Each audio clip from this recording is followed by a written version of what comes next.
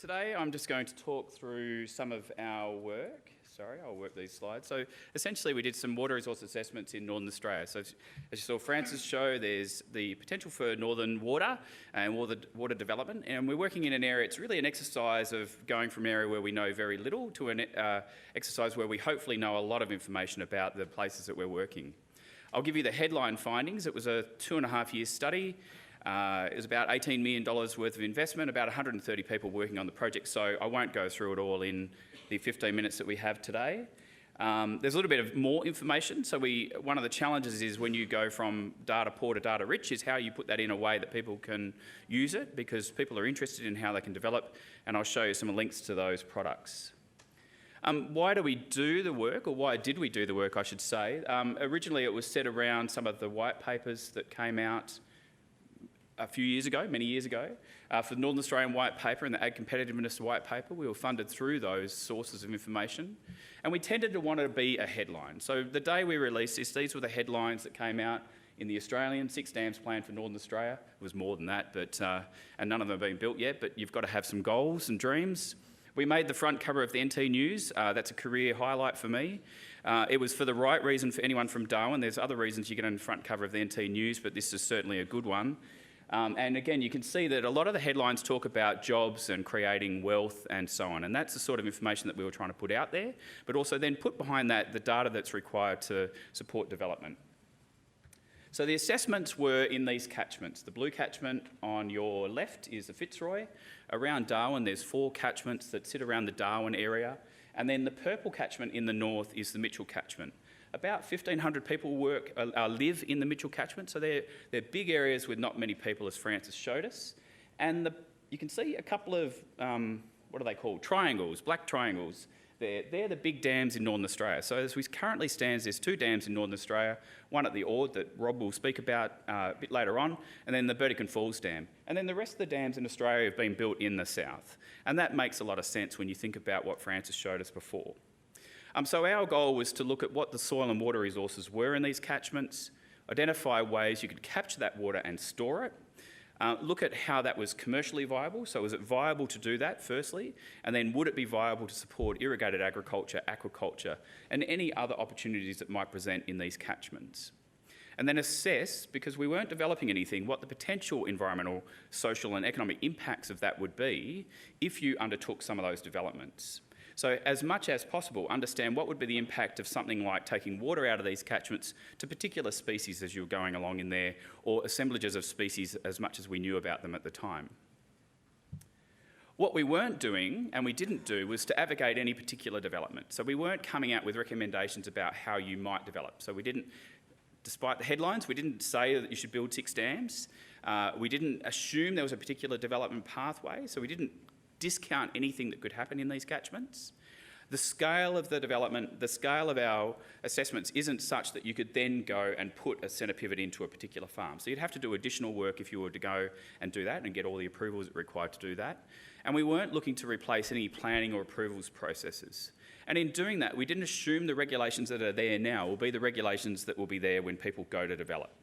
And so we did an assessment of the legal status in these areas. What would be the regulatory environment that you'd be developing into? And as an example, the Queensland vegetation clearing regulations have changed about 6 times in the last 10 years. So it's probably best not to assume that you know what the regulations will be if you're going into an approval process. Francis and I hadn't shown each other the slides, but it's a good background from what he said. So why have we started working in Northern Australia? So why has it taken so long is often a question that we're asked. So you would read under normal conditions or under natural conditions, the bigger the blue line there is the amount of stream flow. And so the areas that we've developed in the past have been in the Murray-Darling Basin where there's been water, there's been a temperate climate, and there's been people to farm. It makes sense that we would develop in that area. It's also freehold, so that also helps as well. And then we've progressively moved up the coast. When you get to Northern Australia, you haven't got big rivers. So despite lots of rain, assumed rain, it falls at one time and the river flows aren't large. So we're not talking about huge amounts of water, and people will talk about Sydney Harbours, and that's what that SH down there is. The standard unit for water in Northern Australia is Sydney Harbours, not gigalitres. Is around about the Fitzroy, which is a 9.4 million hectare catchment. It's 700 metres long, but it's the 9th biggest river in Northern Australia.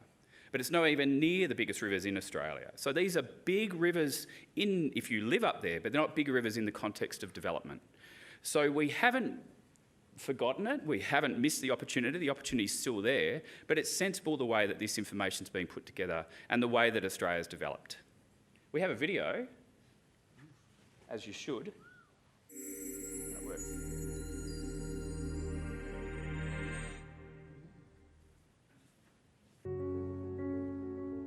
Australia's National Science Agency has led the most extensive integrated study of the potential for agricultural development in Northern Australia.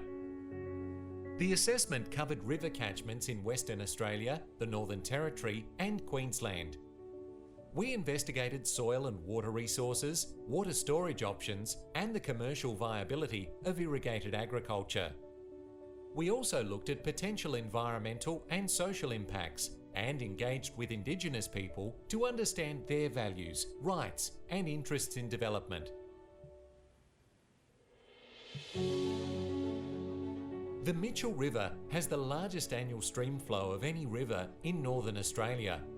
However, about 95% of runoff occurs during the wet season. Without suitable groundwater, irrigation during the dry season will require surface water storage.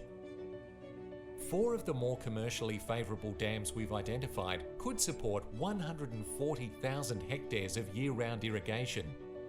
Combined, these dams could irrigate up to 2% of the total catchment, including broadacre crops like sugarcane. Water harvesting could potentially irrigate 1 dry season crop per year, and irrigated forage crops could supplement the existing cattle industry.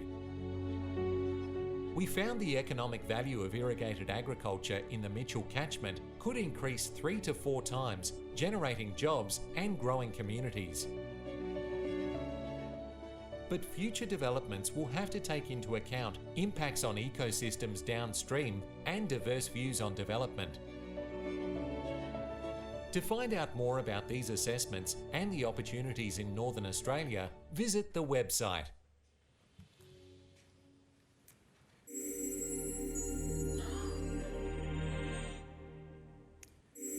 Oops, get off. Just some headlines from the other 2 catchments. So we have similar videos. I won't show you all 3 because they're pretty much the same. Essentially in the Darwin catchment, we found that you could find about 90,000 hectares of dry season horticulture and mango. So Darwin's unique in a sense that it already has irrigated agriculture. It has the systems in place to support that, so the infrastructure and the labour and skills. And I think it's about 8,000 hectares now, so there's significant opportunities in that area. If you went off what's currently there, so if you're using groundwater-based development, which is the current approach, you could double that without using any of the water that's being currently used. So there were aquifers that are currently not being used that you could double irrigated agriculture. The highest value crops were Asian vegetables, and they're high value because there's a very small area of it, so you would clearly have some impact on price and demand if you went to 7,800 hectares of Asian vegetables.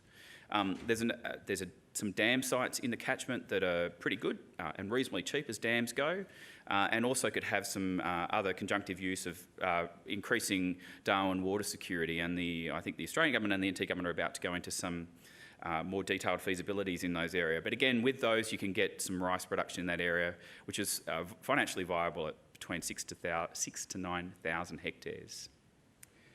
We put together some of this information into some detailed case studies. This one here looked at that 35 gigalitres of water that was in the groundwater that was currently unused and said, well, what would happen if you picked a plot of land around about a 500 hectare farm on the Wildman, so it's to the west of Darwin on a major road. You could put a banana farm in. So you get a 500 hectare banana farm, costs about 30,000 hectares to develop that. It's pretty nice soils, good for growing bananas, among other things. It'd produce about 3,500 cartons of bananas, which is cartons per hectare, which is 1.7 million cartons of bananas at about 12 megalitres per hectare. There'll be a test on these numbers after. You essentially then get an internal rate of return on current pricing of about 20%. Now, we say current pricing because that works if you only export them to Darwin or Adelaide. As soon as you go to Melbourne, this isn't profitable. And there's one catch in that: everyone in Adelaide would have to eat twice as many bananas as they eat now. So that would be challenging, and I hope you ate some bananas at afternoon tea that I saw out there, because we really do need to eat more if you want this to work. But you essentially would be producing as many bananas from this 500 hectares as currently taken into the Adelaide market. So there's issues around this. It's technically viable, it's financially feasible at the current price, but you would have to find new markets. And you have to find new big markets to do that. For the Fitzroy, and lots of interest in the Fitzroy in Western Australia, we didn't look at on-stream storages, so we didn't look at dams, and there's been a long-standing, somewhat bipartisan approach to that, and saying that they don't want large dams in the Fitzroy. Harvesting the water could support about 160,000 hectares of irrigation at a reliability of 85%. So it takes about 20% of the stream flow, median stream flow. So it's not taking huge amounts of water, but it is significant in a sense. Independent of that, groundwater could support about 30,000 hectares. Highly profitable in some situations, because it could be part of the beef enterprise, and it's artesian, so there's very low pumping costs in that as well. So more than likely, the approach people will take will be around this low risk, low cost approach, which will be supplementing the existing agricultural systems that are there, which is cattle, with things like centre pivots. And we've seen that in the catchment, as we've seen across the north as well, to varying success. Flood extraction is challenging, as we've seen there, and there's a history of failures in that area, but it doesn't mean that then dictates that they will always be failures. There's plenty of opportunities for success in this area. Lots of details in that, and lots of big numbers. If you were to look across Northern Australia, this is the current land use. So around about a third in grazing, a third in traditional ownership, so that's Aboriginal freehold title plus other titles, a bit less in conservation and under some estate that's related to the natural environment. The rest of it is what's left over in terms of land use. And if all of these opportunities were made available, all the water was captured, stored successfully, and all the land, and it was near the land that we've found, then the total area that you would develop would be less than an additional 3% of that catchment. So you're not talking about large areas across the large area, if you like. It's 3% of the total area. Significant investment, and it would be significant in those spots, but it isn't a large tract of land. So we're not going to see the whole area converting into irrigated agriculture. There's no single solution. There's lots of different combinations that could work. And we didn't talk to all Indigenous people in the catchment, but those that we did get a chance to talk to were interested in being owners, partners and investors in development, not just being consulted in terms of the way that development would happen. So they want to be part of the game as well. 2 minutes, righto. A few of the things, the tools we have, every 30 square metres of every catchment, we looked at whether or not you could build a dam, gully dam, stream dam. You can look at them in terms of information such as what's the cost per megalitre. And this is where we start to get the idea that there's 4 most viable dams. We've done that for every 30 square metres of the catchment. And so in the video, it mentioned the 4 dams. These are the 4 dams. They're the cheapest ones and the ones that store the most water. They cost about $3 billion to build. So they're big investments, but they would be quite viable. And then there's additional other spots you could build them in there, as well as farm dams. We produced about 80 centimetres of technical reports, 32 technical reports of all sorts of things. It's pretty difficult to read them all. So we've put it into an app called Nora Explorer. And it basically takes all that information, the 128 different farming systems that we've assessed, and you can basically start to overlay things. How deep is groundwater? How much would it cost to pump? And then where are the best places to do multiple farming? We've also built the river system model. So if you're using a river model and you would normally have to be a hydrologist or a hydrogeologist to do that. We've put a front end on that, so anyone can now run a river systems model. And we've also done the same with some of the climate information that made it more adaptable to farming systems. So of those 128 crops, you can then look at what some of the climate responses are. If you're not digitally inclined, we made a poster as well. So this is the Darwin one, which essentially looks at some of the more viable crops and looks at when you would have to plant them, where they would sit in the catchment, where water is. So that's essentially it. Thank you.